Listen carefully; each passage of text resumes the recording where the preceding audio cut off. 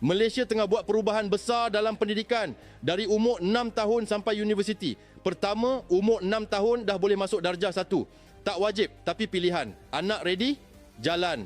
Bahasa Melayu dan sejarah pula wajib untuk semua sekolah, termasuk sekolah agama rakyat, antarabangsa dan UEC. Supaya semua pelajar faham bahasa, sejarah dan identiti Malaysia.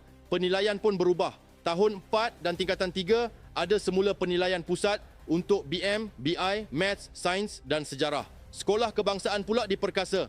Setiap daerah ada 5 SK dan 5 SMK dipilih jadi model. Fokus naikkan prasarana, pengurusan dan mutu BM, BI dan STEM. Kalau nak tingkatkan standard sekolah, kena tunjuk hasil. TVET pun masuk sekolah. Tahun 1 sampai tingkatan 3 sentuh kemahiran teknologi dan digital.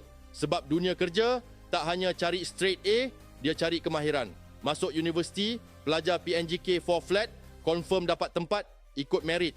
Pelajar OKU pula free yuran, lebih 3,000 orang dapat manfaat. Tempat universiti pun bertambah, 3,000 tempat untuk kursus penting macam undang-undang, kewangan, AI, ekonomi, komunikasi dan data sains. Semua ni bidang yang memang ada demand kerja. Untuk keluarga miskin tegar, kuota PTPTN naik dari 5,800 ke 10,000 penerima. Kurang beban, lebih peluang sambung belajar. Isu hostel pun dibereskan. 5,000 penginapan tambahan dan yuran lebih mampu bayar. Akhir sekali, tingkatan 6 dan matriks diletak bawah KPT. Tujuannya mudah. Aliran prayu ke ijazah lebih tersusun.